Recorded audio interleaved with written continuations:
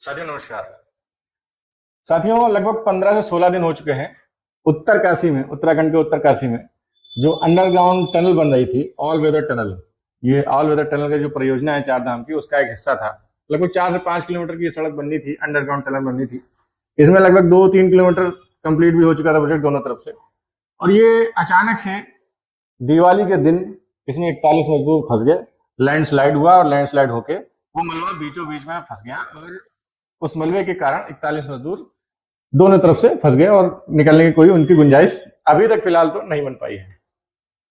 अब सब लोग ये सोचते होंगे कि मलबा है, निकाल के उसको बाहर कर दिया जाए और जल्दी हो जाएगा।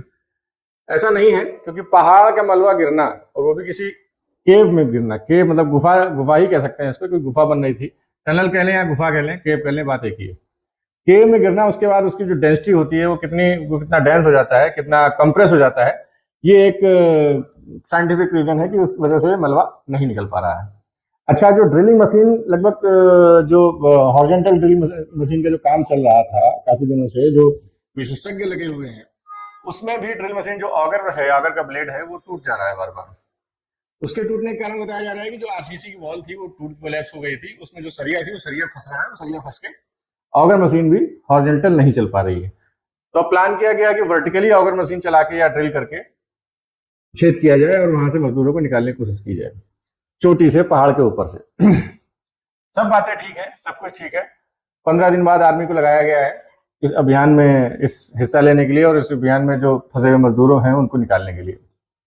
सारी बातें ठीक है, लेकिन सवाल एक ये पैदा होता है कि अगर ये हादसा हुआ है तो कैसे हुआ है, इसका कारण क्या है, और ऐसे हादसे रोकने के लिए हम क्या क्या करते हैं और हमारी सरकारें क्या क्या डॉक्यूमेंटेशन करती हैं, क्या क्या इसका क्राइटेरिया होना चाहिए।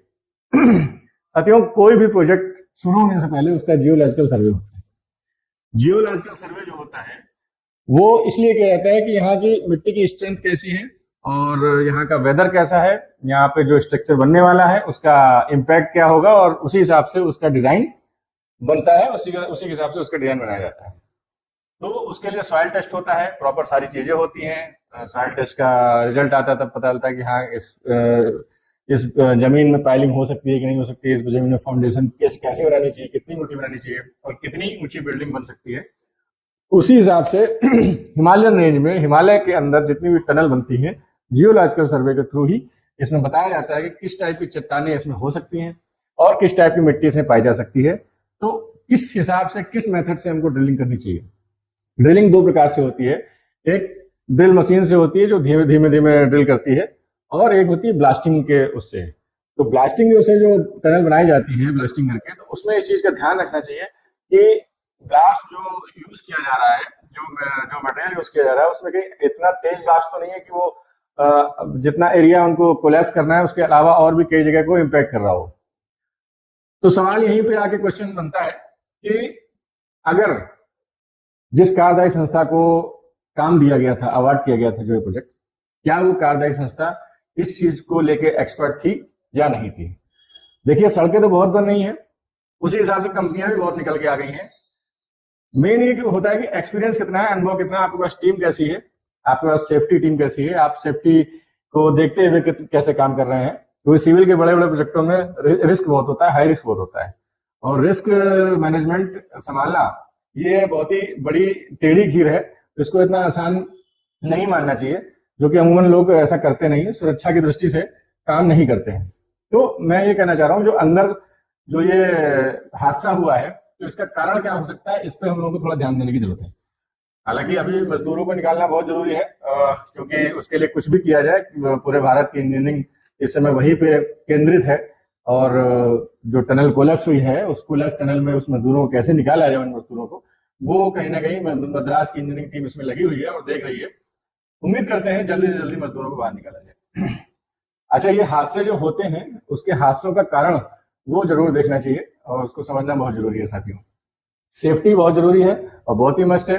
कोई भी ऐसी परियोजना किसी भी ऐसी कार्यदायी संस्था को नहीं देनी चाहिए जो कि एक्सपर्ट ना हो, या उसके पास टीम एक्सपर्ट ना हो, या उसे अनुभव ना हो। जे भी होता है ज्वाइंट वेंचर इसीलिए होता है कि अगर हम नए हैं तो हम किसी एक्सपीरियंस्ड कंपनी के साथ, एक्सपीरियंस बंदे के साथ जुड़ के अगर नया काम ले रहा है, उसको लेके करके, उसके बाद उसका अनुभव लेके फिर हम फर्दर उसको काम करें। मगर शायद मुझे लगता है यहाँ पे ऐसा नहीं हुआ होगा। जियोलॉजिकल सर्वे की अगर रिपोर्ट आई भी होगी तो उस हिसाब से बजट को कंट्रोल करने के लिए इन लोगों ने कहीं ना कहीं डिजाइन में कुछ ना कुछ चेंज किया होगा और ब्लास्टिंग का कहीं ना कहीं इन्होंने गलत इस्तेमाल किया होगा, जिस वजह से ये स्लाइडिंग हुई और बहुत ही ज्यादा स्लाइडिंग हुई। अगर स्लाइडिंग हुई भी है तो टनल में जो आरसीसी वॉल थी उसे उस स्लाइड को रोकना चाहिए था। इससे सवाल ये होता है, ये खड़ा होता है सवाल कि अगर वो वॉल कोलैप्स हुई है, जो टनल की वॉल कोलैप्स हुई है, तो इसका मतलब उसकी स्ट्रेंथ भी चेक होनी चाहिए कि उसकी कंक्रीट की स्ट्रेंथ क्या थी, उसने ये झटका वो क्यों नहीं झेल पाई दीवार।